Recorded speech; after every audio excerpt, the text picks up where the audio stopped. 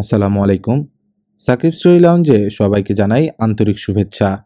আজ আমরা শুরু করছি মাসুদ রানা সিরিজের এক রহস্যঘন অভিযান, ভারতনাট্যম, কাজী আনোয়ার হোসেনের লেখায়। চলুন শুরু করা যাক ভারতনাট্যমের প্রথম পর্ব। 30 আগস্ট 1965। এবারে কথক নৃত্য পরিবেশন করছেন শ্রীমতী মিত্রা সেন। ঘোষকের মিষ্টি গম্ভীর কণ্ঠস্বর ভেসে এলো, সঙ্গে সঙ্গেই গিজগিজে ঠাসা প্রকাণ্ড হলঘরে প্রচণ্ড কোলাহল মৃদু গুঞ্জনে পরিণত হল। হল কাঁপিয়ে বেজে উঠল তবলার তেহাই। তিগ্ধা তিগি তিগি থেই, তিগ্ধা তিগি তিগি থেই, তিগ্ধা দিগি তিগি, ধা ধিন ধা ধিন ধা ধিন ধা, না তিন না তিন না তিন না, তেতে ধিন ধা। একটা একটা করে সব বাতি নিভে গেল হলের মধ্যকার। স্তব্ধ প্রতীক্ষায় উন্মুখ হয়ে উঠল দর্শকবৃন্দ। নিশ্চুপ হয়ে গেল মস্ত হলঘরটা। কালো স্ক্রিন সরে যেতেই প্রথমে লাল, পরে হালকা নীল আলো ঝিলমিল করতে থাকলো ঢেউ খেলানো সিল্কের সাদা পর্দার উপর। তারপর সে পর্দাও দুফাক হয়ে সরে গেল ধীরে ধীরে।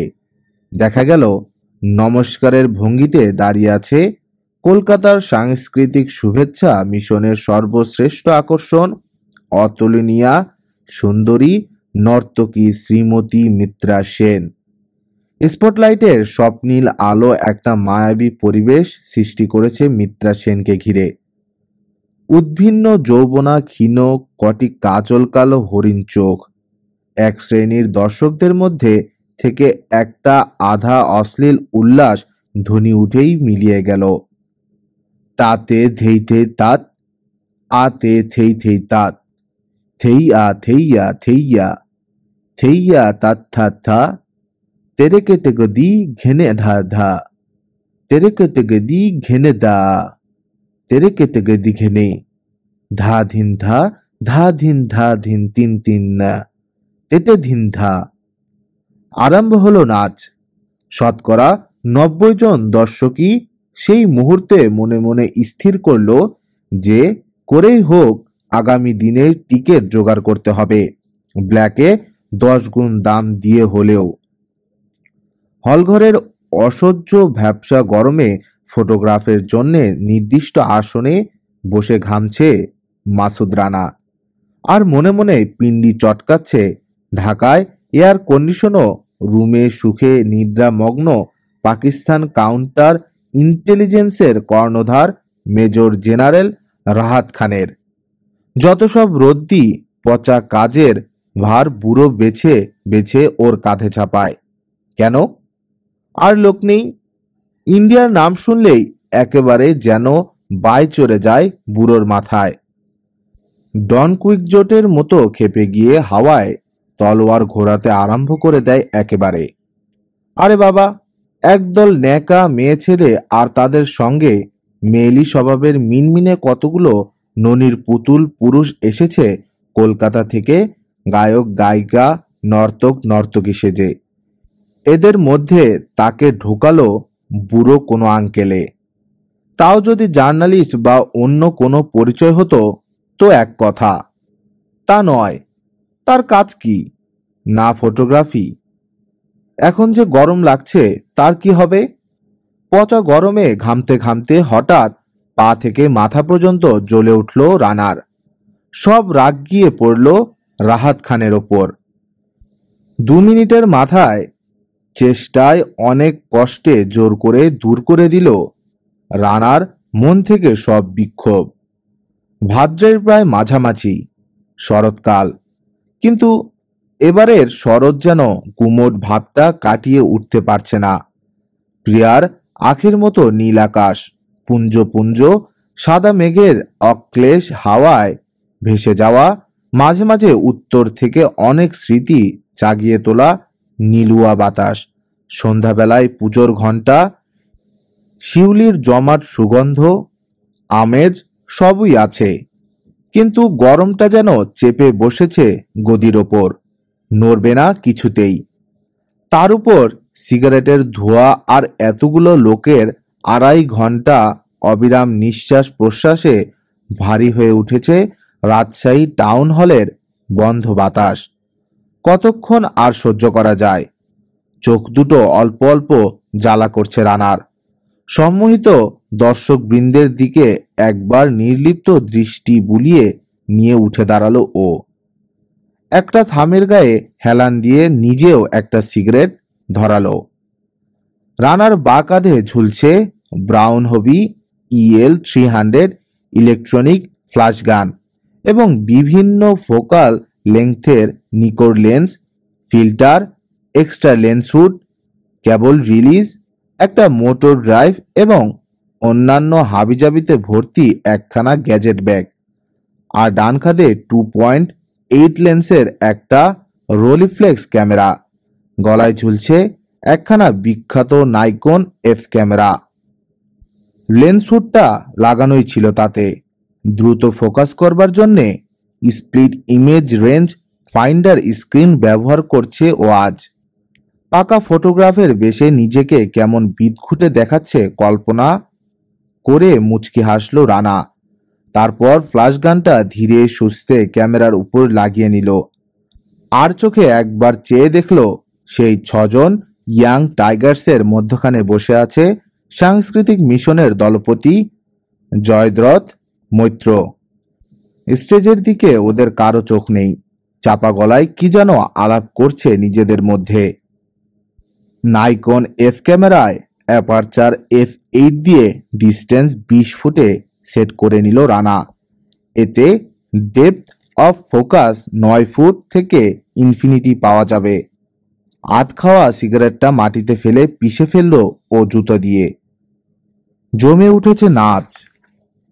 ধিক দেই ধিগি দেই, ধিকতেই ধিগি, ধিক ধিগি ধিগি থেই, ধিগি ধিগি ধিক, ধিগি ধিগি ধিক, তা থি তা থেই, থেই তা থা, থেই তা থা, থেই তা, ধিকতেই ধিগিতেই, ধিকতেই ধিগিতেই, ধিগি ধিগি থেই, ধিগি ধিগি ধিকতেই ধিকতেই, ধিগি ধিগি থেই, তা থি তা থেই, থেই তা থা, থেই তা থা, থেই তা, ধা ধিন ধা ধিন ধা ধিন ধা, না তিন না, তেতে ধিন ধা।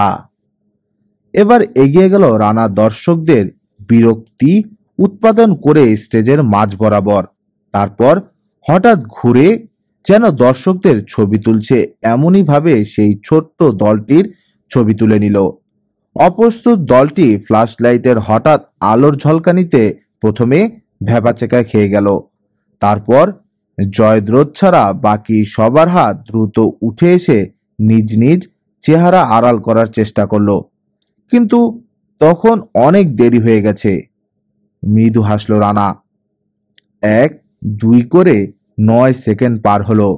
জ্বলে উঠল ফ্ল্যাশ গানের পিছনে লাল বাতি। রিচার্জিং সাইকেল কমপ্লিট হয়েছে। এবার আরো কয়েকটি ছবি তুলল ও মিত্রা সেনের বিশেষ বিশেষ নৃত্য ভঙ্গিমার, বিভিন্ন দূরত্ব থেকে বিভিন্ন অ্যাপারচার দিয়ে।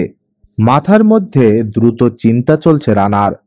ঢাকার কুখ্যাত ইয়াং টাইগার্স পিছু ছাড়েনি তাহলে, কিন্তু এদের সঙ্গে কলকাতার সাংস্কৃতিক মিশনের দলপতির এই দহরম মহরম কেন?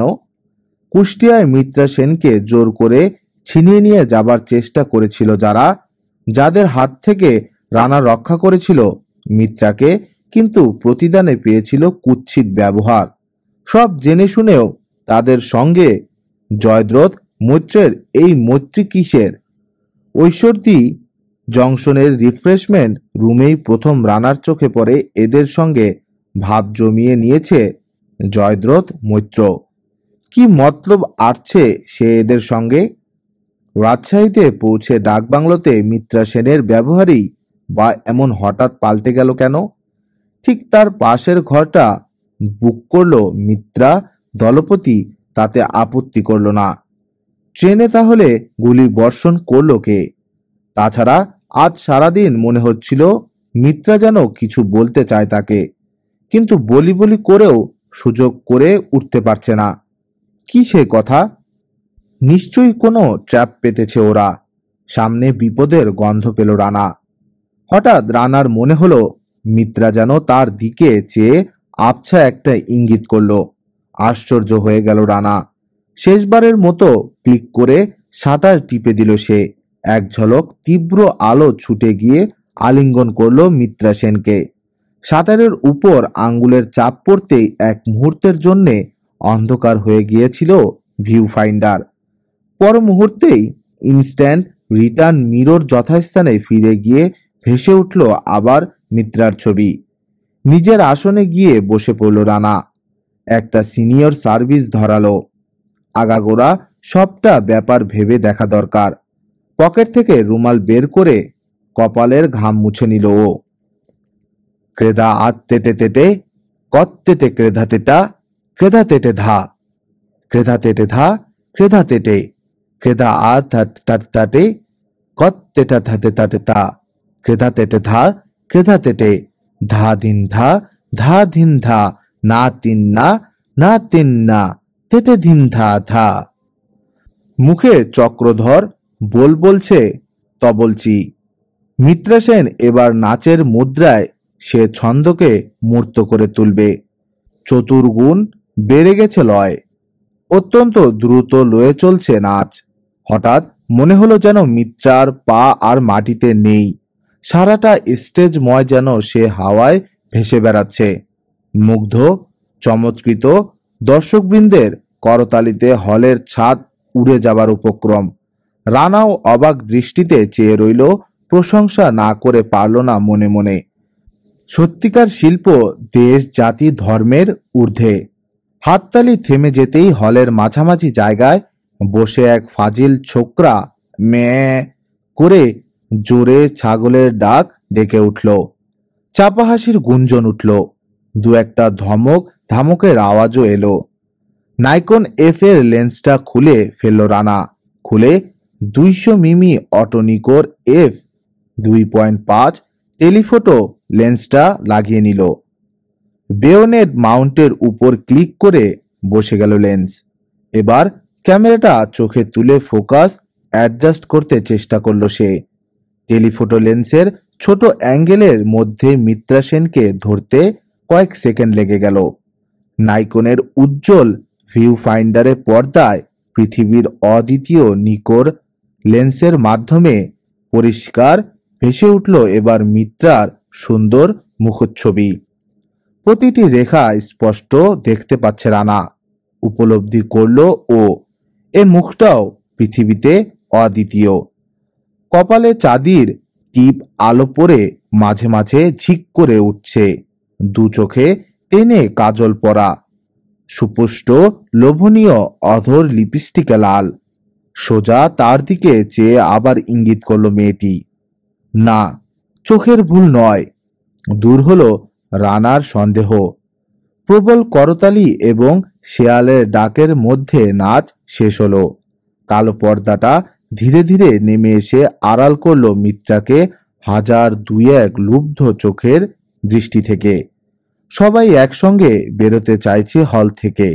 গেটের কাছে দারুণ ভিড় ঠেলে রানা এগোলো গ্রিন রুমের দিকে। হঠাৎ পিছন থেকে কেউ হাত ঝোঁকালো রানার প্যান্টের পকেটে। ধরতে পারল না রানা হাতটা। ঘুরে দাঁড়িয়ে দেখলো একটা লোমশ হাত সরে গেল পিছনের ভিড়ে। পকেটে হাত দিয়ে একটা ছোট্ট কাগজ পেল রানা। ভাবলো বার্তা হবে কিছু। চারকোনা ছোট কাগজের উপর ইংরেজিতে টাইপ করা, বিওয়্যার জেন্টলম্যান, ডেঞ্জার অ্যাহেড। প্রথমেই রানা ভাবলো টাইপ করা যখন এটা তাকে দেবে বলে কেউ আগে থেকেই মনস্থ করে এসেছে। হঠাৎ করে তার মাথায় আসেনি এই সাবধান বাণী, অর্থাৎ পূর্ব পরিকল্পিত। কিন্তু কে তাকে সাবধান করতে চায়? শত্রু না মিত্র?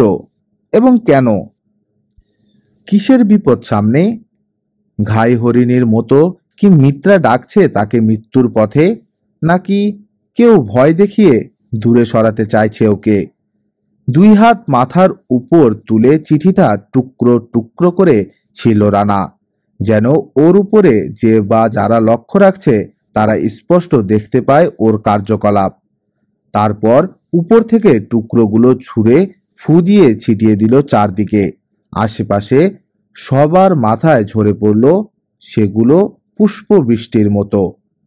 ছোট দরজা দিয়ে বেরিয়ে স্টেজের পিছন দিকে চলে এলো রানা। গেটের কাছে দাঁড়ানো নীল ব্যাজ বুকে আটা ভলান্টিয়ার রানাকে দেখে পথ ছেড়ে দিল। ভিতরে ঢুকে এদিক ওদিক চাইতেই একটা ছোট ঘরের আধ ভেজানো দরজা দিয়ে মিত্রা সেনকে দেখতে পেল রানা। দ্রুত কাপড় ছাড়ছে সে। স্টেজের পিছনে অনাদর অবহেলায় পড়ে থাকা গোটা কতক ক্যানভাসের উইং, এলোমেলো করে ফেলে রাখা কয়েকটা বাঁশ আর কিছু নারকেলের রশি টপকে ড্রেসিং রুমের সামনে গিয়ে দাঁড়ালো রানা। ভেতরে আসুন, মিত্রার চাপা কণ্ঠস্বর। ঢুকতে গিয়ে আবার পিছিয়ে এলো রানা। মিত্রার পরনে ব্রেসিয়ার এবং পটিকোট ছাড়া কিছু নেই। এতক্ষণ একটানা নাচের পর হাঁপাচ্ছে সে। সেই সঙ্গে ওঠানামা করছে বুকের সঙ্গে ঘামে সেটে থাকা একখানা দামি লকেট। সারা শরীরে শ্বেতবিন্দু। নাচের ঝলমলে পোশাক পরিচ্ছদ খুলে একটা ড্রেসিং টেবিলের উপর রাখা। আয়না ভাঙ্গা ড্রেসিং টেবিলটা ষোড়শ শতাব্দী মডেলের। রানা ভাবল 3620 টু 36 আইডিয়াল। চঞ্চল হয়ে ওঠা মনটাকে সংযত করল রানা। কই, দাঁড়িয়ে কেন? ভেতরে আসুন। এবার রানার টনক নড়ল। মেয়েটির চাপা খসখসে অথচ তীক্ষ্ণ কণ্ঠস্বরে ধৈর্যচ্যুতির আভাস পাওয়া গেল। এ যেন অনুরোধ নয়, আদেশ। ঢুকে পড়ল রানা ঘরের ভিতর। ছিটকিনি লাগিয়ে দিন দরজার। লজ্জা করার সময় এটা নয়, জরুরি কথা আছে। দোহাই আপনার, বোকার মতো দাঁড়িয়ে না থেকে তাড়াতাড়ি করুন, সময় নেই মোটেও। এক্ষুনি ওরা সব এসে পড়বে। মেয়েটির কণ্ঠস্বরে এমন একটা উত্তেজিত জরুরি ভাব প্রকাশ পেল যে প্রায় চমকে উঠল মাসুদ রানা। সমস্ত ইন্দ্রিয় সজাগ হয়ে উঠল তার। অদ্ভুত কিছু শুনবার জন্য মনটাকে প্রস্তুত করে নিল এক মুহূর্তে। নরবরে বল্টুটা লাগানো না লাগানো সমান কথা, তবু সেটা লাগিয়ে দিয়ে ঘুরে দাঁড়ালো রানা। স্থির দৃষ্টিতে আপাদমস্তক একবার দেখল মিত্রাকে। ভাবল, হঠাৎ আজ এই মুহূর্তে নিজের দলটা ওরা হয়ে গেল কেন এই মেয়েটির কাছে? কুষ্টিয়ার অনুষ্ঠানে তার প্রতি স্পষ্ট ঘৃণা দেখতে পেয়েছে রানা মিত্রার চোখে। আজ সেই আপন লোক হয়ে গেল। অন্যেরা পর কেমন করে হয়? এর মধ্যে গোলমাল আছে কিছু। সাধু সাবধান। রানার স্থির দৃষ্টির সামনে এবার একটু লজ্জা পেল মিত্র সেন। চট করে ঘুরে ব্লাউজ টেনে নিয়ে একটা হাত ঢুকিয়ে দিল। মুখে বলল, আপনাকে এখানে ঢুকতে দেখেছে কেউ? বোধহয় না, উত্তর দিল রানা নিরাশ শক্ত কণ্ঠে। কুচি দিয়া পেটিকোটে ঢাকা একখানা চমৎকার সুডৌল নিতম্বের উপর চোখ পড়ল রানার। মিত্রা ঘুরে দাঁড়াতেই এটে বাঁধা ব্রেসিয়ারের ফিতেগুলো পিঠের নরম মাংসের উপর চেপে বসে আছে। মৃদু হেসে এগিয়ে গিয়ে গ্যাজেট ব্যাগ আর ফ্ল্যাশ গানটা নামিয়ে রাখলো রানা একটা চেয়ারের ওপর। বলল, কুষ্টিয়ার সেই গুপ্তাদের নিন্দে করে লাভ কি? দোষ তো তাদের নয়, দোষ আপনার। আমার মাথাটাও আজ খারাপ হয়ে যাবার জোগাড় হয়েছে মিস মিত্রা। পৃথিবীর সব রূপ। চুপ করুন, আমার সঙ্গে ফ্লার্ট করবার জন্যে আপনাকে ডাকিনি। আপনার আমার দুজনের সামনেই ভয়ঙ্কর বিপদ এখন। মিত্রাকে শাড়ি পরে নেবার সুযোগ দিয়ে গ্রিন রুমের পিছন দিকের খোলা জানালাটার সামনে গিয়ে দাঁড়ালো রানা। ঠান্ডা এক ঝলক মুক্ত বাতাস এলো জানালা দিয়ে। বুক ভরে শ্বাস গ্রহণ করল সে। তারপর চামড়া মোড়া দামি সিগারেট কেস থেকে একটা সিনিয়র সার্ভিস বের করে অগ্নিসংযোগ করল। বাইরে প্রায় জানালার সঙ্গে লাগানো একটা কচুরি পানা ভর্তি পুকুর।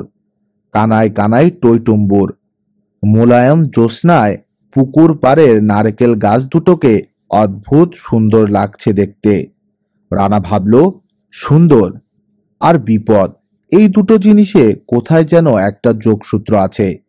পৃথিবীর বেশিরভাগ জিনিস যা সুন্দর, রানা দেখেছে তার আশেপাশেই ওত পেতে থাকা বিপদ। মিত্রার চারপাশে বিপদ ঘনিয়ে আসবে, এটাই তো স্বাভাবিক। পাশে এসে দাঁড়ালো মিত্রা।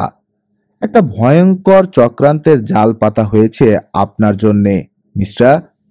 আমি নগণ্য এক ফটোগ্রাফার, তরিকুল ইসলাম। আমাকে আপনি এইসব কি ভয়ঙ্কর কথা শোনাচ্ছেন? সত্যি সত্যি বিস্মিত হবার ভান করল রানা।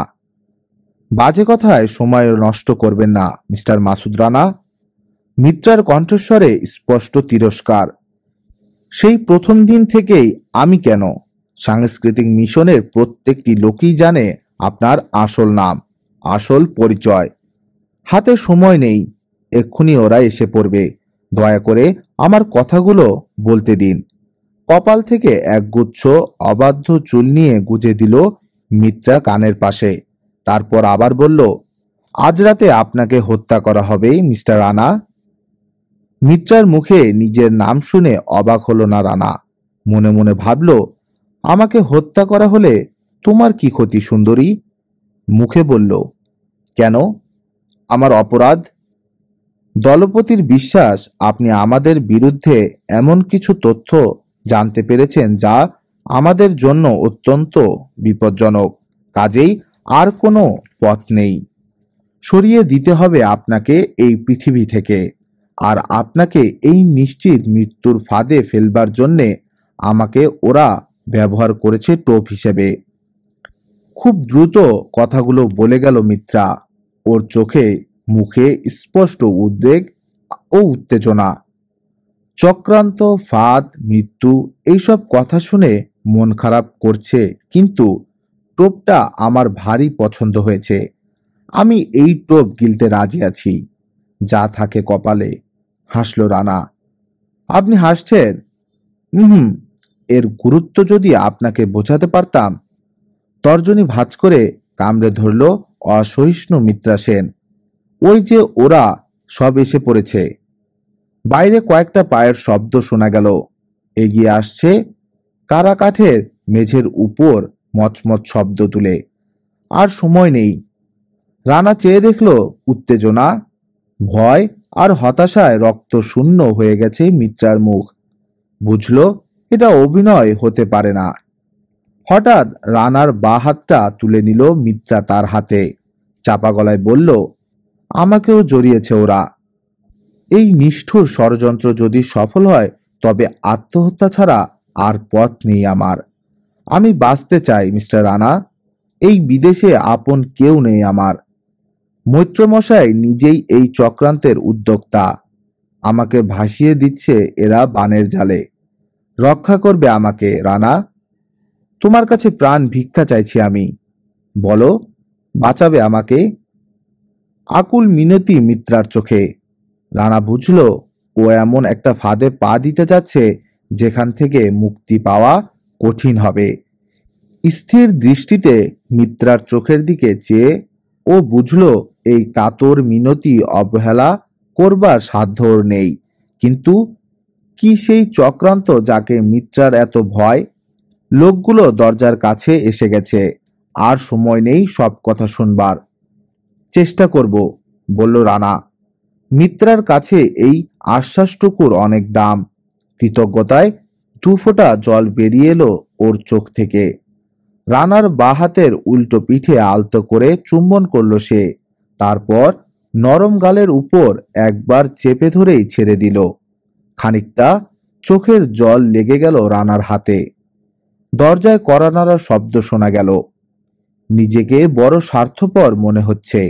নিজেকে বিপদমুক্ত করার জন্যে জেনে শুনে তোমাকে মৃত্যুর ফাঁদে পা দিতে অনুরোধ করছি, কিন্তু আমি বড় অসহায়। তুমি জানো না কত ভয়ঙ্কর লোক ওরা। শিউরে উঠল মিত্রা। আরেকটা শেষ কথা, যদি দ্বিধা হয়, যদি মৃত্যুর ঝুঁকি এড়িয়ে যেতে ইচ্ছে করে, তবে বাঁচার পথও বলে দিচ্ছি। আজ রাতে কিছুতেই ঘর থেকে বেরিও না, কোনো অবস্থাতেই না। আমার যা হবার হোক। মিত্রার খসখসে কণ্ঠস্বর ছাপিয়ে প্রবল বেগে আবার কড়া নাড়ার শব্দ হলো। তুমি লুকিয়ে পড়ো কোথাও। না, গম্ভীর কণ্ঠে উত্তর দিয়ে রানা দেয়ালে বসানো 4x3 ফুট আলমারিটার ছোট্ট তালা এক ঝটকায় ভেঙে ফেলল। যা ভেবেছিলাম ঠিক তাই। ডালাটা খুলতেই দেখা গেল একখানা জাপানি ট্রানজিস্টার টেপ রেকর্ডার নিশ্চিন্ত মনে ঘুরছে ভিতরে বসে। ওদের কথাবার্তা সব রেকর্ড হয়ে গেছে। ক্ষুদ্রাকৃতি স্পুল দুটো তুলে নিল রানা টেপ রেকর্ডার থেকে, তারপর গ্রিন রুমের পেছনের খোলা জানালা দিয়ে ছুঁড়ে ফেলে দিল পানা ভর্তি পুকুরে। তুমি জানতে? আলমারির ডালাটা বন্ধ করে জিজ্ঞেস করলো রানা। না। এবার প্রবল ধাক্কায় ছিটকিনি ভেঙে দুভাগ হয়ে খুলে গেল দরজা। হুড়মুড় করে ঘরের মাঝখানে এসে দাঁড়ালো জয়দ্রথ মৈত্র, পিছনে আরো কয়েকজন লোক। হলুদ দৃষ্টি মেলে দুজনকে দেখল জয়দ্রথ মৈত্র, তারপর বলল, সরি ফর দ্য ইন্টারাপশন। পরিষ্কার বিরক্তির ভাব প্রকাশ পেল তার কণ্ঠে। দ্যাটস অল রাইট, উত্তর দিল রানা। তারপর দৃঢ় পদক্ষেপে মৈত্রকে পাশ কাটিয়ে চেয়ার থেকে গ্যাজেট ব্যাগ আর ফ্ল্যাশ গানটা তুলে নিয়ে বেরিয়ে গেল ঘর থেকে। যেতে যেতে মিত্রার কৈফত কানে গেল তার। উনি একটা ক্লোজ আপ ছবি নিতে দরজা বন্ধ করে নিয়েছিল কেন? আমি মানে উনি।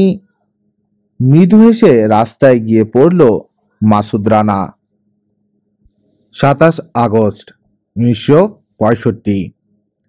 মতিঝিল কমার্শিয়াল এরিয়ায় 6 তলার ওপর একটা কার্পেট বিছানো ঘরের পশ্চিমমুখী জানালাটা খোলা। পাকিস্তান কাউন্টার ইন্টেলিজেন্সের এজেন্ট মাসুদ রানা সে জানালার ধারে দাঁড়িয়ে আনমনে স্টেডিয়ামের সবুজ ঘাসের দিকে চেয়ে রয়েছে।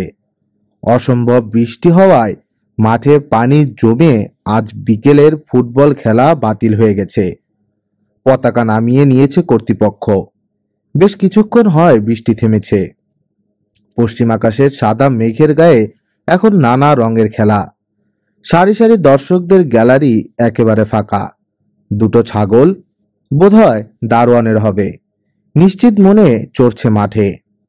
পাশে সুইমিং পুলের টলটলে পরিষ্কার জলে আটশাট কস্টিউম পরে সাঁতার প্র্যাকটিস করছে কয়েকটা উন্নত স্তনা অ্যাংলো তরুণী। বায়তুল মোকাররমের গম্বুজের ওপর চোখ পড়ল এবার রানার। তারপর সিঁড়িতে কয়েকজন মুসল্লি সিঁড়ি বেয়ে উপরে উঠছে মগরেবের আজান শুনে। প্রকাণ্ড জিপিও বিল্ডিংটা গম্ভীর মুখে দাঁড়িয়ে আছে অসংখ্য ডেড লেটার এর বোঝা বুকে নিয়ে। আরো অনেক দূরে রেসকোর্সের শিব মন্দিরের চূড়ো দেখা যাচ্ছে আবছা। ঢাকা নগরীর বুকে সন্ধে নামছে ধীরে ধীরে। হঠাৎ একটা সাইলেন্সার পাইপ ভাঙা বেবি ট্যাক্সি এমন বেয়ারা শব্দ করে সামনের রাস্তা দিয়ে চলে গেল যে রানার বিরক্ত দৃষ্টি এইসব সুন্দর দৃশ্য ছেড়ে ফিরে এলো কালো পিচঢালা ভেজা রাস্তাটার ওপর।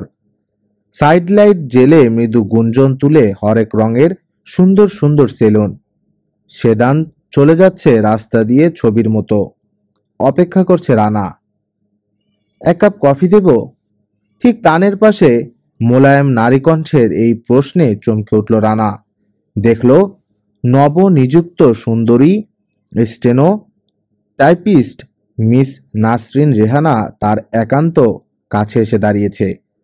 রানার কাজের সুবিধার জন্য ওকে অ্যাপয়েন্টমেন্ট দেয়া হয়েছে হপ্তাখানেক হলো। চোখে চোখ রেখে রানা বুঝল মেয়েটি নীরবে বলছে, আশেপাশে কেউ নেই, ইচ্ছে করলেই সুযোগ গ্রহণ করতে পারো, আমি আপত্তি করব না। কি বলছো? ইঙ্গিত না বোঝার ভান করল রানা। কফি? রেহানার চোখে স্পষ্ট আমন্ত্রণ, ঠোঁটে বাঁকা হাসি, লিপস্টিকে লাল ঠোঁট দুটোর ফাঁক দিয়ে চকচকে সাদা দাঁত দেখা যাচ্ছে অল্প একটু। আর একটু কাছে সরে এলো সে। ভ্যাসলিনের গন্ধ ওর চুলে, মুখে পুরো প্রসাধনের প্রলেপ। ওড়নাটা একপাশে সরে যাওয়াতে গভীর খাদ দেখা যাচ্ছে বুকের মাঝামাঝি। মনে মনে বিরক্ত হয়ে আবার জানালার বাইরে চোখ ফেরালো রানা। এরা তাকে কি মনে করে? তাদের ইঙ্গিত প্রত্যাশায় উন্মুখভাবে অপেক্ষমান বানর বিশেষ? ইশারা পেলেই ধন্য হয়ে গিয়ে নাচতে আরম্ভ করে দেবে? নারী সঙ্গ কামনা ছাড়া পুরুষের অন্য ভাবনা থাকতে পারে না আর। বাতিটা জ্বেলে দাও রেহানা। আর হ্যাঁ, কফি 1 কাপ দিতে পারো। তার আগে এক দৌড়ে ইউ সেকশন থেকে একটা ফাইল নিয়ে এসো। ফোনে পার্টিকুলার্স দিয়ে দিয়েছি, মিসেস চৌধুরীর কাছে চাইলেই পাবে। কুইক। Right sir. আহত আত্মাভিমান প্রকাশ পেল মেয়েটির কণ্ঠস্বরে। লাইট জ্বেলে দিয়ে মাথা নিচু করে বেরিয়ে গেল সে ঘর থেকে। মেয়েটিকে এমন বিশ্রীভাবে প্রত্যাখ্যান করে দুঃখ হলো রানার। কি করবে বেচারি? পুরুষ বসকে সন্তুষ্ট রাখবার একটা পথই জানা আছে তার। পৃথিবীর সবাইকে যেমন দেখেছে, রানাকেও ঠিক তেমনই মনে করে। একই উপায়ে খুশি করতে চেয়েছিল। ভালো মাইনের লোভনীয় চাকরিটা নিরাপত্তা নির্ভর করে রানার ব্যক্তিগত সন্তুষ্টির উপর। এটা বুঝে নিয়ে ঋণী করে রাখতে চেয়েছিল ওকে। রানা কিছু ভালো মানুষ নয়, অনেক দোষ ত্রুটি আছে ওর চরিত্রে, কিন্তু ও জয় করে নিতেই অভ্যস্ত। চাকরি ভয়ে ভীতা একটি মেয়েকে বাগে পেয়ে সুযোগ গ্রহণ করতে নয়। ফাইলটা দেখেই চমকে উঠল রানা। তাহলে এই ব্যাপার, আবার সেই ইন্ডিয়া। অল্প কিছুক্ষণ আগে মেজর জেনারেল রাহাত খানের আদেশ এসেছিল ইন্টারকমে। রানা, ইউ সেকশন থেকে IF VII 65 ফাইলটা আনিয়ে পড়ে ফেলো। লিখে নাও, IF VII 65। আমি একটু ডিফেন্স সেক্রেটারির অফিসে যাচ্ছি, অল্পক্ষণেই ফিরব। তুমি অফিসেই থেকো, কথা আছে। তখনই বুঝেছিল রানা বুড়োর মাথায় কোনো নতুন পোকা ঢুকেছে। ফাইলটা দেখেই বুঝতে পারল আর একটা অ্যাসাইনমেন্ট তৈরি হচ্ছে ওর জন্য। আবার শক্তি পরীক্ষায় নামতে হবে ওকে কোনো বুদ্ধিমান ও শক্তিশালী প্রতিদ্বন্দ্বীর বিরুদ্ধে। খুশি হয়ে উঠল রানার মন। ফাইলের পাতায় ডুবে গিয়েছিল মাসুদ রানা। একটা সিগারেট ঠোঁটে লাগিয়ে সেটা ধরিয়ে নিত ভুলে গিয়েছিল। শেষ পাতাটা উল্টোতেই হঠাৎ খট করে একটা শব্দে চমকে উঠল রানা। দেখল ওর রনসন লাইটারের ছোট্ট চোয়ালটা হা হয়ে আছে। রেহানার হাতে ধরা সেটা। সিগারেট ধরিয়ে রানা বলল, thank you. You are welcome sir. আপনার কফি ঠান্ডা হয়ে যাচ্ছে। ফাইলটা বন্ধ করে কফির কাপে চুমুক দিল রানা। তারপর সপ্রশংস দৃষ্টিতে রেহানার দিকে চেয়ে বলল, অপূর্ব হয়েছে তো কফিটা। বানিয়েছে কে? আমি। চমৎকার। কিন্তু তোমার কাছে আমার একটা অনুরোধ আছে রেহানা। ওই বুড়োকে, ছাতের দিকে চোখের ইঙ্গিত করল রানা, কোনো দিন কফি খাওয়াতে পারবে না। কেন? সত্যি বিস্মিত হলো রেহানা। ওকে কফি খাওয়ালে কি হবে? 1 কাপ কফি খেলেই বুড়ো তোমাকে আমার কাছ থেকে সরিয়ে নিজের স্টোনও করে নেবে। আর ওই গোলাম সারোয়ার ভূতটা এসে পড়বে আমার ঘাড়ে। তাহলে ভালোই হবে, হেসে ফেলল রেহানা। সহজ হতে পেরে বেঁচে গেল ও।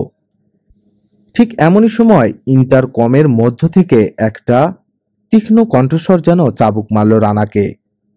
ওপরে এসো রানা, আর এইসব হালকা আলাপ করবার সময় ইন্টারকমের সুইচটা অফ করে দিও। জিভ কাটল রেহানা চোখ বড় বড় করে। সরি সরি, এক্ষুনি আসছি স্যার, বলেই অফ করে দিল রানা ইন্টারকমের সুইচ। যেন চুরি করে ধরা পড়েছে এমনই মুখের ভাব হলো। নিজের টাইপরাইটারের সামনে ফিরে গিয়ে মুখটা হা করে নিঃশব্দে হাসছে রেহানা, রানার এই পর্যুদস্ত অবস্থায় আন্তরিক খুশি হয়ে। জোরে হাসতে সাহস হচ্ছিল না, পাছে রাহাত খান শুনে ফেলে। পিত্তি জ্বলে গেল রানার তাই দেখে। ধীর পায়ে এগিয়ে গেল ও রেহানার ডেস্কের সামনে। তারপর ধাই করে প্রচণ্ড এক কিল বসালো ডেস্কের ওপর। আধ লাফিয়ে উঠল টাইপরাইটার। হাসছ কেন, ফাজিল মেয়ে কোথাকার? এত হাসির কি আছে? রানার ছেলে মানুষই রাগ দেখে এবার উচ্চ কণ্ঠে হেসে উঠল রেয়ানা। তীব্র দৃষ্টিতে কয়েক মুহূর্ত তার প্রতি কপট অগ্নি বর্ষণ করে ঝড়ের বেগে বেরিয়ে গেল রান্নাঘর থেকে। 7 তলার উপর গোলাম সারোয়ারের কামরার মধ্য দিয়ে গিয়ে মেজর জেনারেল রাহাত খানের দরজার সামনে এসে দাঁড়ালো রানা। হাতলে হাত দিয়ে বরাবর যেমন হয়, হঠাৎ বুকের মধ্যে ছলাৎ করে উঠল এক ঝলক রক্ত। অন্যমনস্কভাবে গাড়ি চালাতে চালাতে হঠাৎ সামনের লোক পড়ে গেলে যেমন হয় তেমনি ছুরির ফলার মতো শান দেয়া ছিপছিপে লম্বা এই বুদ্ধিমান লোকটির তীক্ষ্ণ দৃষ্টির সামনে গিয়ে দাঁড়াতে হবে ভাবলেই কেন জানি রানার বুকের ভিতরটা হিম হয়ে আসে। এই বৃদ্ধকে ও কতখানি ভালোবাসে, কত ভক্তি করে তাও জানে, কিন্তু এত ভয় যে কেন করে ঠিক বুঝে উঠতে পারে না। মস্ত এয়ার কন্ডিশন রুমে একটা দামি সেক্রেটারিয়েট টেবিলের ওপারে পিঠ উঁচু রিভলভিং চেয়ারে সোজা হয়ে বসে একটা প্যাডের ওপর খসখস করে কি যেন লিখছেন রাহাত খান। চোখ না তুলেই বললেন, বসো। একটা চেয়ারে বসে ঘরের চারধারে চেয়ে দেখল রানা। মাস চারেক আগে যেমন দেখেছিল প্রায় তেমনই ছিমছাম পরিষ্কার পরিচ্ছন্ন আছে ঘরটা। বদলের মধ্যে এই টেবিলের উপর কিং সাইজ চেস্টারফিল্ডের বদলে এক বাক্স কিউবার তৈরি হাভানা চুরুট। সপ্রতিভ অভিজাত চেহারায় এতটুকু পরিবর্তন নেই।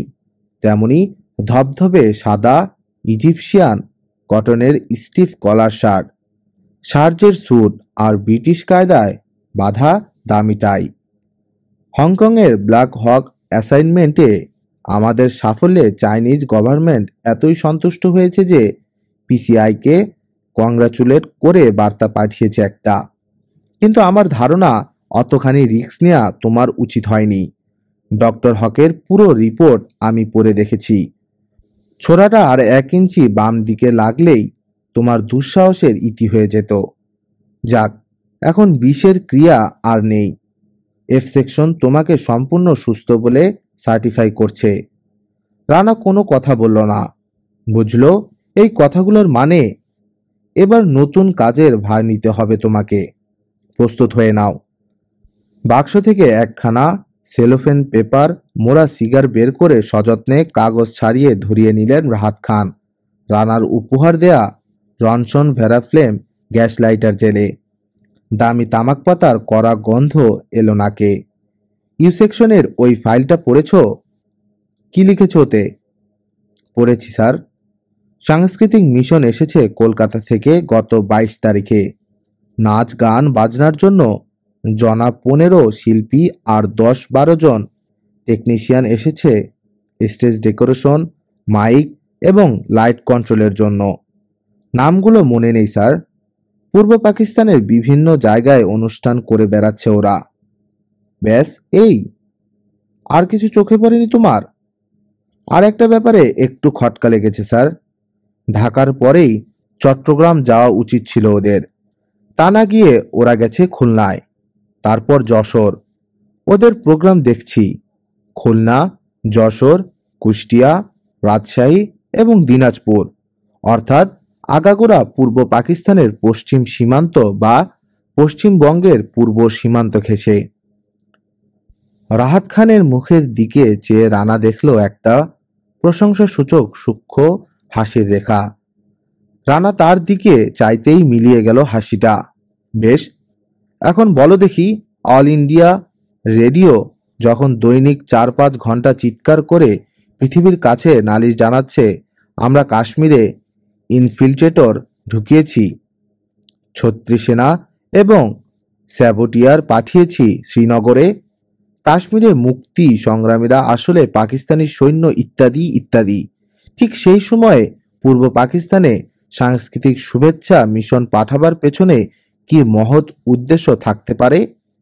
নিশ্চয়ই এদের কোনো বিশেষ মতলব বা স্বার্থ লুকানো আছে এর পেছনে, তাই না? পায়ের উপর পা তুলে একটু আরাম করে বসলেন রাহাত খান। অসম্ভব নয়, উত্তর দিল রানা। কি সেই স্বার্থ? তাই বের করতে হবে তোমাকে। আমাকে? হ্যাঁ। এ কাজের ভার ছিল আমাদের খুলনা এজেন্ট রহমানের ওপর। সে এদের সাথে আঠার মতো লেগে গিয়েছিল।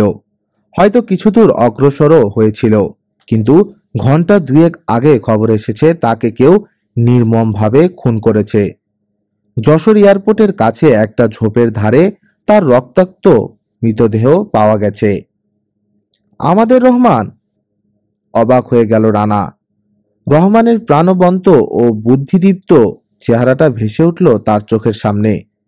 কিন্তু আমাদের দেশে আমাদের লোক মেরে রেখে যাবে, এ কেমন কথা? রানার চোখে সংকল্প দেখতে পেলেন রাহাত খান। কয়েক সেকেন্ড সময় দিলেন ওকে সামলে নেয়ার জন্য। নিভে যাওয়া চুরুটটা ধরিয়ে নিলেন। তারপর আবার আরম্ভ করলেন। কাল 10টার ফ্লাইটে তুমি যাচ্ছ ঈশ্বরদী। টিকিট বুক করা হয়ে গেছে। ওখান থেকে ট্রেনে যাবে কুষ্টিয়ায়। তোমার নাম তরিকুল ইসলাম। এপিপির ভ্রাম্যমাণ ফটোগ্রাফার। আইডেন্টি কার্ড এবং অন্যান্য টুকিটাকি কয়েকটা জিনিস সকালে তোমার বাসায় পৌঁছে যাবে। ঠিক কি ধরনের কাজ হবে আমার স্যার? ওদের গতিবিধির উপর নজর রাখবে। সোহেলকে পাবে ডাকবাংলোর বয় বেয়ারাদের মধ্যে। ও তোমাকে অনেক সাহায্য করতে পারবে। আমার যতদূর বিশ্বাস, একটা ভয়ানক প্ল্যান এঁটেছে ওরা এবার। আটঘাট বেঁধে নেমেছে ওরা। আমার অনুমান যদি সত্যি হয়, তবে কত সাংঘাতিক আঘাত আসছে আমাদের দেশের উপর তা তুমি কল্পনাও করতে পারবে না। ডিফেন্স সেক্রেটারি তো আমার অনুমান শুনে হো হো করে হেসে উঠলেন। বেয়ারাকে ডেকে ঠান্ডা এক গ্লাস পানি খাওয়াতে বললেন আমাকে। বিরক্তিতে কাঁচা পাকা ভুরুজোড়া কুঁচকে গেল রাহাত খানের। কিন্তু তুমি তো আমাকে চেনো রানা। আচ্ছা, আরেকটা জিনিস দেখাচ্ছি তোমাকে। চেয়ার ছেড়ে উঠে দাঁড়ালেন রাহাত খান। তারপর কম্পিউটারের সামনে গিয়ে কয়েকটা বোতাম টিপে দিলেন। কয়েকটা বাতি জ্বলল, নিভল। ঘরুর ঘর শব্দ হলো ওর ভিতর থেকে। আধুনিকতম বিরাটকায় কম্পিউটার প্রয়োজনীয় তথ্য টাইপ করে দিল। কাগজটা ছিঁড়ে নিয়ে রানার হাতে দিয়ে রাহাত খান বললেন, কলকাতা থেকে এই ইনফরমেশন এসেছে। রানা চোখ বুলালো কাগজটার উপর। তাতে লেখা, something serious cooking up in Titagarh called operation goodwill. The present mission is connected with it. H leading the group. শিরদাঁড়া খাড়া হয়ে গেল রানার কথা কয়টা পড়ে। ব্যাপারটার গুরুত্ব বুঝতে পারছো এবার? রানা মাথাটা কাত করলে আবার শুরু করলেন রাহাত খান।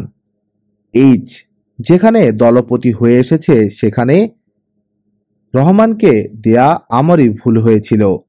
বিপদের জন্য আমাদের রহমানও প্রস্তুত ছিল, কিন্তু মৃত্যুর জন্যে কে কখন প্রস্তুত থাকে? একটু কোথাও ভুল করেছে, ব্যাস। ডান হাতটা উপুর করে রাখা ছিল টেবিলের উপর। 3 ইঞ্চি উপরে উঠিয়ে কবজি থেকে সামনেটুকু ডান দিকে দ্রুত একবার ঝাঁকালেন রাহাত খান। অর্থাৎ খতম। কাজেই সাবধান। রহমানের মৃত্যুর প্রতিশোধ নেব আমরা। চুপচাপ হজম করব না, কিন্তু প্রথমে ওদের উদ্দেশ্য জানা দরকার।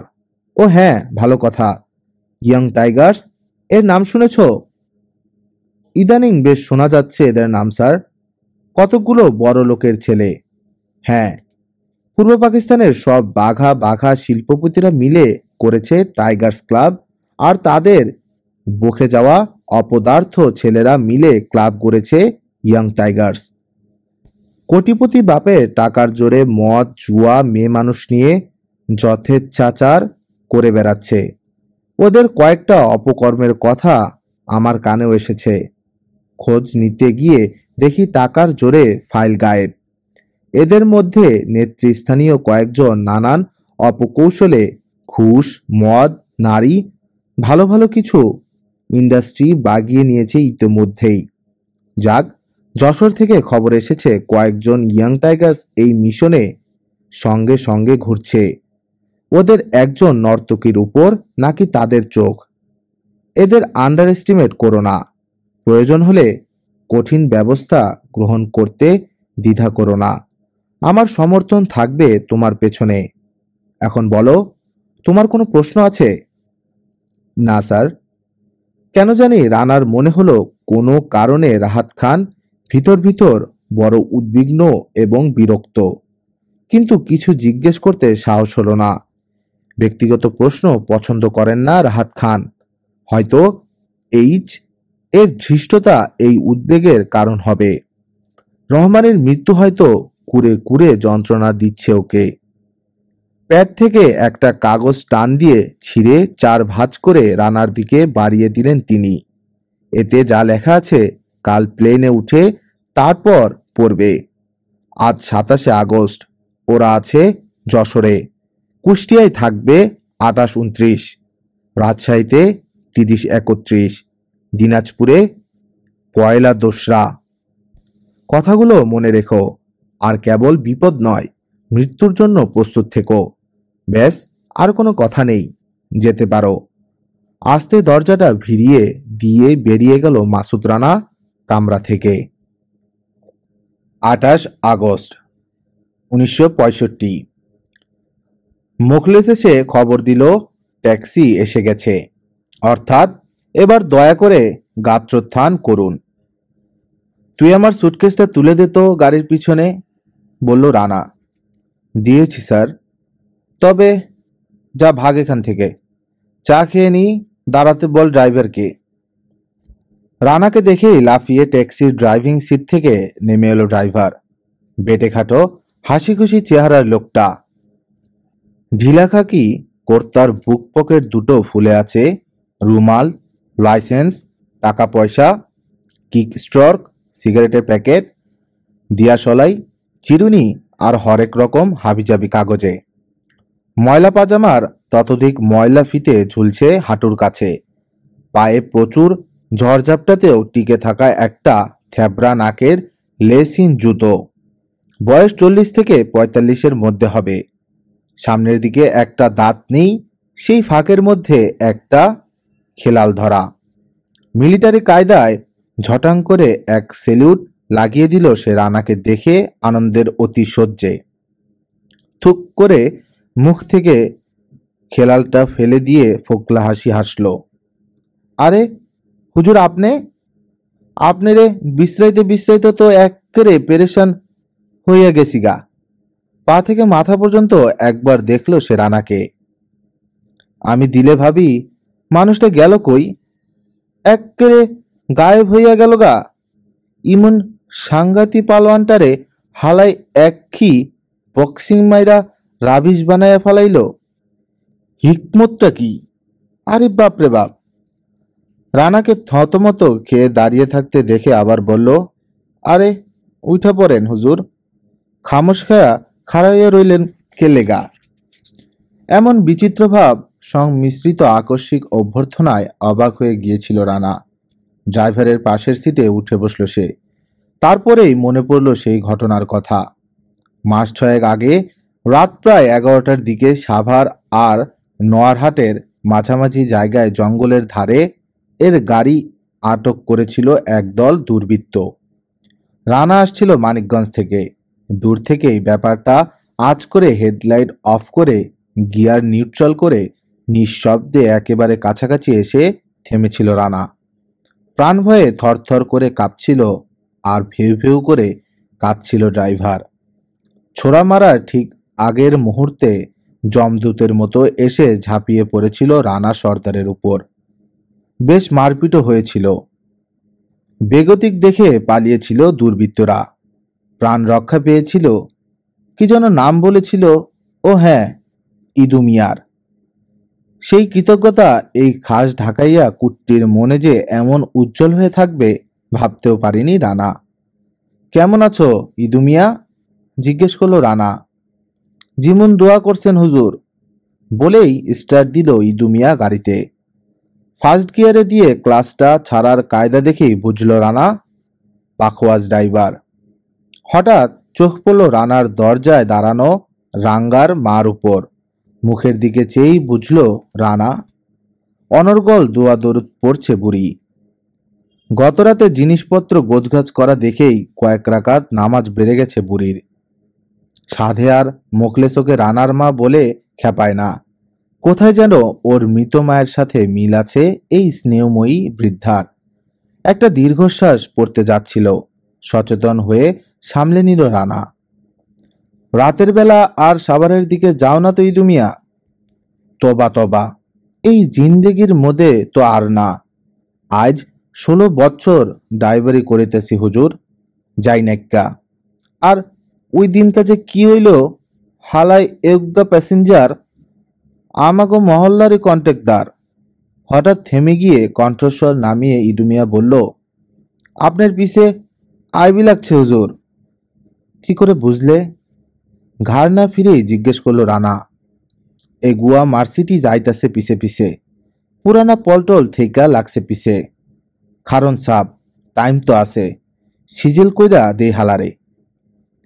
হিয়ার রোড দিয়ে বেরিয়ে সাকুরার সামনে উঠে ডান দিকে না গিয়ে বায়ে চলল ইদু মিয়া।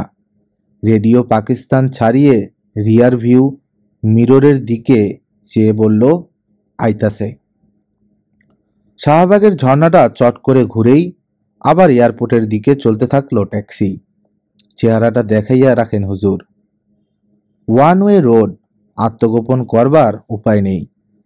কালো মার্সিডিজ বেঞ্জের ড্রাইভিং সিটে গোপদারি পরিষ্কার করে কামানো সানগ্লাস পরা একজন ফর্সা লোক সোজা সামনের দিকে চেয়ে বসে আছে।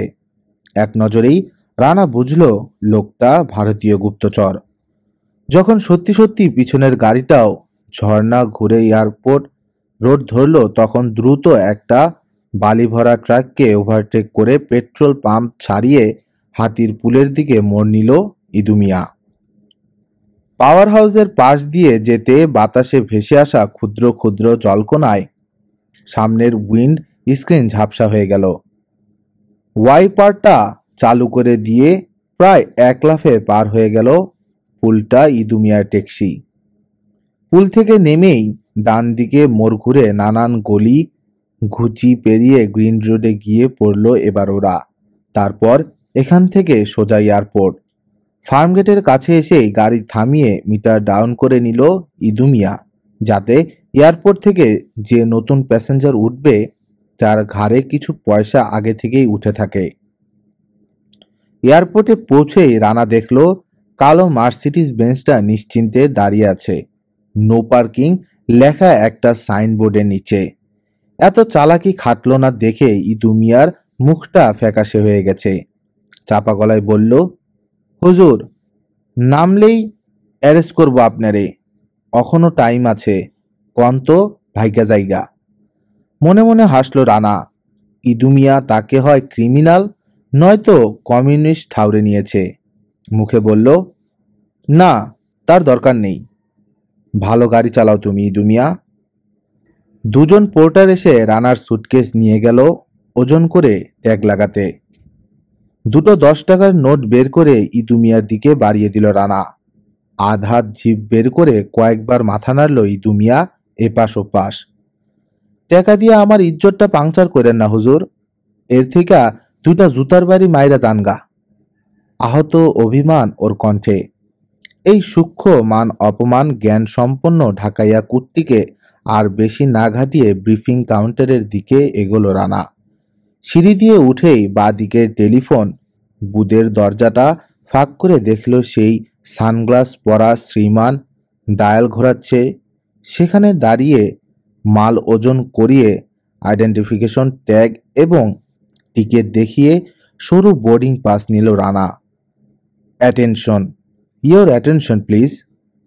Pakistan international airlines announces the departure of its flight PK521 to Irshodi. Passengers on board please. Thank you. ক্ষণক্ষণে মেয়েলি কণ্ঠস্বর। প্লেনে উঠে একটা চেনা মুখও দেখতে পেল না রানা। খুশি হলো মনে মনে। মাঝামাঝি জায়গায় জানালার ধারে বসে সিট বেল্ট বেঁধে নিল। তারপর খুলল রাহাত খানের দেয়া কাগজটা। শুধু একটা লাইন লেখা, ডোন্ট হেজিটেট টু কিল। আকাশে উঠে গেল ফকার ফ্রেন্ডশিপ। হলুদ রোদ পিছিয়ে পড়েছে অনেক নিচে সবুজ মাঠের উপর। ছোট্ট শহর কুষ্টিয়া। রাস্তাঘাটের অবস্থা খুবই শোচনীয়। তৈরির পর মিউনিসিপ্যালিটি বোধহয় মানুষকে টিকা দিয়েই আর ফুসরত পাচ্ছে না রাস্তার গায়ে যে স্থায়ী বসন্তের দাগ পড়ে গেছে সেদিকে লক্ষ্যই নেই। যানবাহনের মধ্যে রিকশাই একমাত্র ভরসা। খোলা অবস্থায় চললে নির্ঘাত ছিটকে পড়বে রাস্তার ওপর। তাই হুড তুলে দিয়ে চাঁদিতে খটাং খটাং বাড়ি খেতে খেতে চলল রানা রিকশায় চেপে। ডাকবাংলোতে সৌভাগ্যক্রমে একখানা ঘর খালি ছিল, পেয়ে গেল রানা। খোঁজ নিয়ে জানা গেল অন্যান্য ঘরগুলোতে বিশ্রাম নিচ্ছে সকালের ট্রেনে যশোর থেকে আসা কলকাতার সাংস্কৃতিক মিশনের শিল্পীবৃন্দ। স্নান করে খাওয়া দাওয়া সেরে একটু বিশ্রাম নেবে মনে করে সুটকেস থেকে কাপড়, টাওয়েল আর সাবান বের করে নিয়ে অ্যাটাচ বাথরুমে ঢুকতে গিয়ে দেখলো রানা দরজার ভিতর থেকে বন্ধ। একটু ধাক্কাধাক্কি করে বুঝলো ভিতর থেকে ছিটকিনি লাগানো। মিনিট পাঁচেক পরে খুট করে বল্টু খোলার শব্দ পাওয়া গেল। আরো 2 মিনিট পার হয়ে গেলেও যখন কেউ বেরিয়ে এলো না, তখন ব্যাপারটা বুঝতে পেরে মৃদু হেসে রানা গিয়ে ঢুকলো বাথরুমে। ওটা পাশাপাশি দুটো ঘরের কমন বাথরুম। পাশের ঘরের ভদ্রলোক কাজ সেরে এদিকের বল্টু খুলে দিয়ে নিজের ঘরে চলে গেছেন। মিনিট 10 শাওয়ারের ঠান্ডা পানিতে স্নান করে সন্তুষ্ট মাসুদ রানা গুনগুন করতে করতে বেরিয়ে এলো বাথরুম থেকে। ওদিকের বল্টুটা খুলে দেওয়ার কথা বেমালুম ভুলে গেছে। ঠিক বিকেল 5টায় দরজায় কড়া নাড়ার শব্দে ঘুম ভেঙে গেল রানার। দরজা খুলেই দেখল 20-22 বছর বয়সের অপূর্ব সুন্দরী এক মেয়ে দাঁড়িয়ে আছে দরজার সামনে। মুখে এক ফোঁটা মেকআপ নেই, শুধু কপালে একটা লাল কুমকুমের টিপ। খোলা এলো চুল, চোখ দুটো একটু ফোলা। এইমাত্র ঘুম থেকে উঠে এসেছে মনে হচ্ছে। পরনে হালকা নীল আরগান্ডির ওপর সাদা ছাপ দেয়া সাধারণ শাড়ি। সাংস্কৃতিক মিশনের কোনো শিল্পী হবে হয়তো। চোখ দুটো ঝলসে যাবার জোগাড় হলো রানার মেয়েটির এই অঙ্গে এত রূপ দেখে। ভেতরে আসুন, বলল রানা। আপনাকে বিরক্ত করতে হলো বলে আমি দুঃখিত, পরিষ্কার বাংলায় বলল মেয়েটি। কথা কটা যেন নিক্তি দিয়ে ওজন করা। একটু ফ্যাসফেসে মেয়েটির কণ্ঠস্বর, যেন বেশ কিছুটা বাধা পেরিয়ে বেরোচ্ছে শব্দ, কিন্তু তীক্ষ্ণ অদ্ভুত একটা মাদকতা আছে সে স্বরে। ঘরের ভিতরে প্রবেশ করবার কিছুমাত্র আগ্রহ দেখা গেল না তার। চোখে মুখে বিরক্তির স্পষ্ট ছাপ। 1 সেকেন্ডে রানার কাছে পরিষ্কার হয়ে গেল সবকিছু। ও বলল, আর আপনাকে দুঃখিত অবস্থায় দরজার সামনে দাঁড়িয়ে থাকতে দেখে প্রথমে আমি বিস্মিত, তারপর চিন্তিত এবং সবশেষে একান্ত লজ্জিত। এক্ষুনি আমি বল্টু খুলে দিচ্ছি বাথরুমের, আর এই জোরহাত করে মাপ চাইছি। জীবনে কোনোদিন আর এমন কাজ করব না। হেসে ফেলল মেয়েটি।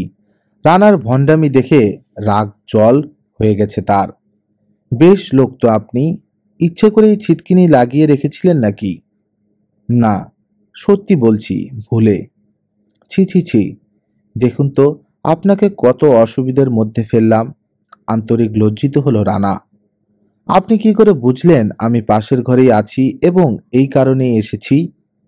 দেখুন, আমি নিতান্ত শান্তিপ্রিয় নিরীহ মানুষ, তবে ভয় পেলে কেন জানি আমার বুদ্ধি খুলে যায়। আপনার অমন মারমুখ মূর্তি দেখেই ভরকে গিয়ে আমার মাথাটা খুলে গিয়েছিল। আর তাছাড়া মিত্রা, একটা ভয়ানক গভীর কণ্ঠস্বর ভেসে এলো। চমকে উঠে রানা চেয়ে দেখল একজন লোক এগিয়ে আসছে বারান্দা ধরে। 5.5 ফুট লম্বা, বয়স 40 থেকে 50-এর মধ্যে, ঠিক কত বোঝা যায় না। পরনে শান্তিপুরি ধুতি আর খদ্দরের পাঞ্জাবি, কালো জোহর কোট চাপানো তার ওপর, পায়ে বিদ্যাসাগরী চটি, আর সারাটা মাথা জুড়ে চকচকে টাক। অদ্ভুত ফর্সা গায়ের রং, বড় বড় কানের ফুটো। দেহের সঙ্গে বেমানান প্রকাণ্ড গোল মাথাটা কাঁধের ওপর চেপে বসে আছে, ঘাড়ের চিহ্ন মাত্র নেই। আরেকটু কাছে আসতেই রানা লক্ষ্য করল পূর্ণিমার চাঁদের সমান গোল মুখটায় দাড়ি, গোঁফ, ভুরু কিচ্ছু নেই, বোধহয় কোনোদিন ওঠেইনি, কিংবা ঝরে পড়েছে এলোপিকিয়া টোটালিস রোগে। ছোট ছোট লম্বাটে হলুদ মঙ্গোলিয়ান চোখ দুটো নিষ্প্রভ, অভিব্যক্তিহীন, লালচে পুরো ঠোঁট দুটো ঘেন্নায় ধরায়। মুখের দুই কোণে আবার ঘায়ের চিহ্ন। সবটা মিলিয়ে অদ্ভুত রকমের বিশ্রী চেহারার লোকটা। এক নজরেই অপছন্দ করলো রানা লোকটাকে। লোকটার চারপাশে একটা অশুভ ছায়া দেখতে পেল সে। বিপদ, ভয় আর অমঙ্গলের প্রতীক যেন লোকটা। জিভ দিয়ে বাঁদিকের ঘাটা ভিজিয়ে নিয়ে মিত্রার দিকে চেয়ে সে বলল, এখানে কি করছো মিত্রা? ঘরে যাও। বিনা বাক্য বয়ে মাথা নিচু করে নিজের ঘরে ঢুকে দরজা বন্ধ করে দিল মিত্রা। এবার রানার ওপর চোখ পড়ল লোকটির। ভয়ঙ্কর হলুদ দৃষ্টি মেলে পা থেকে মাথা পর্যন্ত খুঁটিয়ে খুঁটিয়ে দেখল সে রানাকে। সাপের মতো পলকহীন সে দৃষ্টি। অস্বস্তি বোধ করল রানা সেই ঠান্ডা দৃষ্টির সামনে। সাধারণ ভদ্রতার খাতিরে রানা বলল, আমার নাম তরিকুল ইসলাম, এপিপির ফটোগ্রাফার। রানার বক্তব্য নিজেই বলে দিল লোকটা। আর আমার নাম জয়দ্রথ, জয়দ্রথ মৈত্র, এই শুভেচ্ছা মিশনের অধিকারী। পরে ভালো করে আলাপ হবে মিস্টার ইসলাম, এখন আমি একটু ব্যস্ত। ডান দিকের ঘাটা চেটে নিয়ে ধীর পায়ে চলে গেল জয়দ্রথ মৈত্র। রানাও স্বস্তির নিঃশ্বাস ফেলল। এতক্ষণ যেন ভূতের ভর করেছিল ওর ওপর। বাথরুমের দরজাটা খুলে দিয়ে একটা ইজি চেয়ারে বসে টেবিলের ওপর পা তুলে দিল রানা। তারপর একটা সিনিয়র সার্ভিস ধরিয়ে চোখ বুজে মারল কষে লম্বা টান। জয়দ্রথ মৈত্রের চেহারাটা ভেসে উঠল চোখের সামনে। তাহলে এই হচ্ছে ইন্ডিয়ান সিক্রেট সার্ভিসের সেই ভয়ঙ্কর এইচ, যার সঙ্গে সংঘর্ষে বহু পাকিস্তানি দুঃসাহসী সিক্রেট এজেন্ট নিশ্চিহ্ন হয়ে গেছে, অথচ একটি আঁচড়ও পড়েনি এর গায়ে। অদ্ভুত বুদ্ধিমান এবং কৌশলী এই এইচ সম্পর্কে কথা বলতে গিয়ে পাকিস্তান কাউন্টার ইন্টেলিজেন্সের মেজর জেনারেল রাহাত খান পর্যন্ত সমীহ প্রকাশ না করে পারেন না। দুর্দান্ত এই ভয়ঙ্কর লোকটির পাশে প্রতিদ্বন্দ্বী হিসেবে নিজেকে বড় ক্ষুদ্র মনে হলো রানার। মাথা ঝাঁকিয়ে এই ভাবটা দূর করবার চেষ্টা করলো মাসুদ রানা।